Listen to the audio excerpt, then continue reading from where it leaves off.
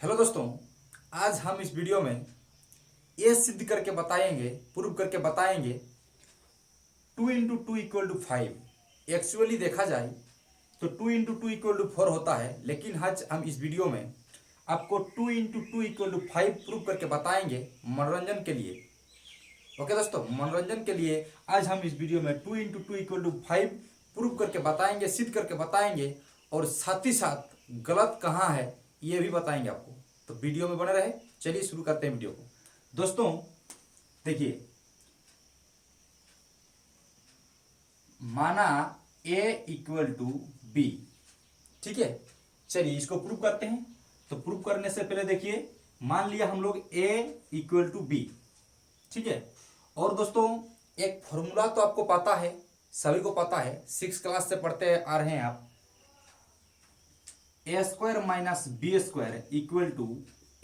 B × A - B। ये पता है आपको, आप 6 क्लास में भी पढ़े होंगे, 7 क्लास में भी पढ़े होंगे, 8 क्लास में भी पढ़े होंगे, ठीक है। तो देखिए स्टार्ट होता है 6 से ही। तो दोस्तों ये हम लोग मान लिए A = B और ये formula A² - B² = A + B × A - B होता है। दोस्तों इसको हम लोग ऐसा भी लिख सकते हैं, A² - ये B² है, मतलब इसको B × B हम लोग लिख सकते हैं, = A + B × A - B। Okay, देखिए ये B² को B × B के रूप में भी लिखा जा सकता है। ओके, और देखिए A² - ये देखिए A = B माने, इसका मतलब क्या होता है? इसका मतलब ये होता है कि A के जगह हम लोग B भी रख सकते हैं और B के जगह A भी हम लोग रख सकते हैं। अर्थात हम लोग यहाँ देखिए B के जगह हम लोग रखेंगे A, क्योंकि A = B है, मतलब B के जगह हम लोग A रख सकते हैं। उसके बाद यहाँ देखिए क्या बचेगा, B, मतलब एक ठो B के चलते हम लोग B के चलते A रख दिए और एक ठो B यहाँ मौजूद है। ओके, फिर देखिए इधर क्या है, A + B × A - B। Okay, चलिए दोस्तों यहाँ देखिए A² है और यहाँ एक A है। यहाँ से हम लोग क्या करते हैं, A को कॉमन लेते हैं। तो A को कॉमन लेने से देखिए यहाँ 2 ठो A है, A² है, मतलब एक ठो A बचेगा और एक ठो कॉमन ले लिए। फिर यहाँ देखिए A कॉमन ले लिया, क्या है इसका मतलब यहाँ क्या रहेगा, B रहेगा। उसके बाद A + B × A - B। Okay, फिर देखिए implies that A = A + B × A - B, और ये बट्टा में आ जाएगा A - B। और देखिए A - B कैंसिल, तो इंप्लाइज दैट A = हमारा क्या बचा, A + B। ओके, देखिए फिर देखिए दोनों तरफ 3A जोड़ने पर, दोनों तरफ यानी लेफ्ट हैंड साइड में भी और राइट हैंड साइड में भी हम लोग 3A जोड़ देते हैं। चलिए इधर देखिए A है और 3A जोड़ दिए, फिर उधर भी देखिए A + B है और 3A जोड़ दिए। चलिए, और साथ ही साथ ये भी बताएंगे कि गलत कहाँ है। चलिए तो देखिए 3A और A यानी कितना होगा दोस्तों, 4A होगा, इक्वल टू A है। और दोस्तों B के जगह हम लोग A भी लिख सकते हैं, क्योंकि अगर A = B होता है, मतलब जहां B रहेगा वहां हम लोग A लिख सकते हैं। इसलिए A + B के जगह A और ये प्लस क्या है, 3A है, ठीक है। दोस्तों इसको ऐसा भी लिखा जा सकता है, 2 × 2 × A लिख सकते हैं। देखिए 2 × 2 = 4 और A 4A हो गया। फिर इसको देखिए जोड़ कीजिए, तो देखिए 3A और A 4 और एक 5, यानी 5A होगा दोस्तों। 3A और एक A 4A और A के 5A, ठीक है। देखिए दोस्तों ये A के साथ A कैंसिल हो जाएगा, तो हमारा 2 × 2 = 5, ये हमारा देखिए प्रूव हो गया। और यही प्रूव करना था कि 2 × 2 क्या होता है, 5 होता है, यही प्रूव करना था। लेकिन दोस्तों एक्चुअली देखा जाए तो 2 × 2 4 होता है, कभी भी 5 नहीं होता है। तो इसमें से गलत कहाँ है, चलिए इसको देखते हैं। दोस्तों जरूर गलत होगा, तभी ये 5 निकला है, क्योंकि 2 × 2 4 होता है, 5 कभी नहीं होता है। तो 5 क्यों हुआ, इसका मतलब ये वाला कहीं ना कहीं गलत है। चलिए गलत को ढूंढते हैं। दोस्तों देखिए गलत हमारा ये वाला पार्ट में है। एक्चुअली ध्यान में देखा जाए तो गलत यहाँ पर है हमारा। ओके चलिए बताता हूं। देखिए दोस्तों यहाँ क्या है, देखिए a बराबर a प्लस बी है और a माइनस बी है और नीचे भी आपका है a माइनस बी। देखिए और देखिए a माइनस बी से काट दिए हैं, तो यहाँ तो गलत कैसे होगा भाई बोलेंगे आप, क्योंकि यहाँ तो a माइनस बी है और a माइनस बी तो जरूर काट जाएगा। दोस्तों कंडीशन देखिए, इसका कंडीशन देखिए, घबराइएगा नहीं। देखिए a इक्वल टू बी है, क्या माने हैं देखिए a इक्वल टू बी माने हैं। ओके इसको अगर इस पर ले आएंगे तो a माइनस बी होगा इक्वल टू क्या होगा दोस्तों 0 होगा। गलत कहाँ है देखिए, a minus B equal to क्या होगा 0 होगा। मतलब a माइनस बी जहां जहां है वहां हम लोग क्या रखेंगे दोस्तों 0 रखेंगे।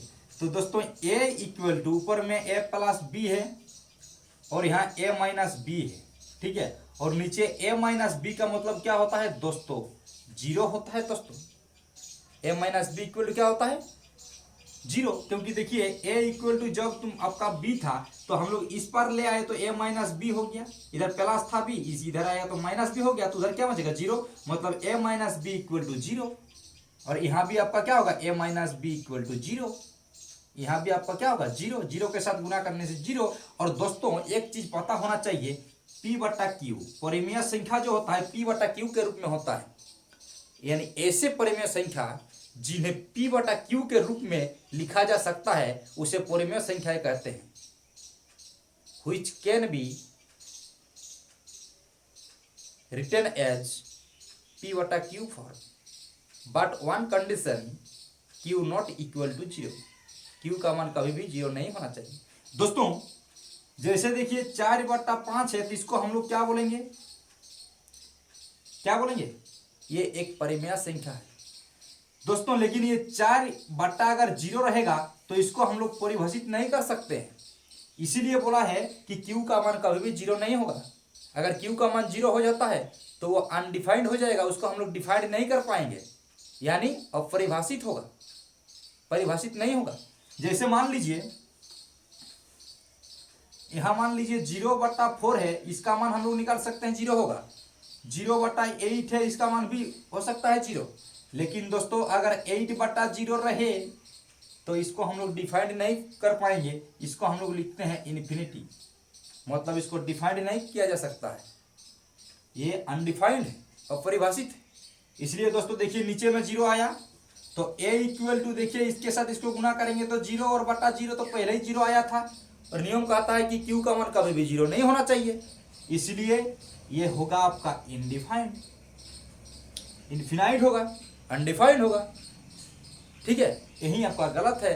और तो आप तो देखकर काट दिए कि सेम सेम चीज है तो काट देते हैं। चलिए यहाँ गलत था इसलिए हमारा 2 × 2 5 आया था। ओके और देखिए कभी भी जैसे 8 है और इसके नीचे 0 है तो इसको हम लोग डिफाइंड नहीं कर सकते हैं, ये अनडिफाइंड होगा। ओके चलिए इसीलिए दोस्तों यहाँ गलत था, इसलिए हमारा ये आया था, ठीक है। तो साथ ही साथ जहाँ भी पढ़ रहे हैं आप ध्यान में रखिए, और कोई भी सार है तो डिटेल्स पढ़िए, समझने की कोशिश कीजिए, ठीक है। रटिए मत, रटिएगा मत। बहुत सारा बच्चा ये कर देते हैं, मैथ जो रहता है उसको याद कर देते हैं। दोस्तों आज हम बोलेंगे आपको कि मैथ जो है याद करने का नहीं है, मैथ को अच्छा से समझना है, मैथ को अच्छा से समझना है। इसलिए आज से अभी से अच्छा से समझने का प्रयास कीजिए। कुछ कुछ बच्चा रहता है सर को कुछ बोल नहीं पाता है और कुछ बोलते भी नहीं है, ऐसा बात नहीं है दोस्तों। आज से आप डर को भगाइए, जब आप डर को भगाएंगे, जब आप डर को भगाएंगे तभी आप आगे बढ़ सकते हैं, अदरवाइज नहीं बढ़ सकते हैं। जब आप आगे बढ़ेंगे तभी आप स्कूल का, कॉलेज का, अपने गांव का नाम रोशन करेंगे। इसीलिए दोस्तों मैं कहना चाहूँगा कि आज से डर को भगा दीजिए और पढ़ने में मन लगाइए। ओके और सारा चीज एक एक पार्ट्स, मैथ का एक एक पार्ट्स जानने का प्रयास कीजिए। अगर नहीं हो रहा है तो सर को पूछिए, लेकिन याद या रटिए मत, क्योंकि रटा हुआ विद्या ज़्यादा दिन तक रहता नहीं है, इसलिए समझने का प्रयास कीजिए। चलिए दोस्तों, फिर अगले वाला वीडियो में मैं इस तरह का मैथ लाऊंगा। तो दोस्तों, मैं उम्मीद करता हूँ कि ये वीडियो आपको बहुत ही अच्छा लगा होगा। अगर अच्छा लगा है तो एक लाइक कर दीजिएगा, और अभी तक अगर चैनल को सब्सक्राइब नहीं किए हैं तो इस प्रकार का मैथ या कोई भी मैथ यहाँ 12 का भी छोड़ा गया है, अपलोड कर दिया गया है, ग्रामर का भी छोड़ा जाता है। तो अगर आपको सीखना है, थोड़ा बहुत जानकारी लेना है, तो चैनल को सब्सक्राइब करके बेल आइकन को प्रेस कर दीजिएगा। चलिए, thank you, best of luck.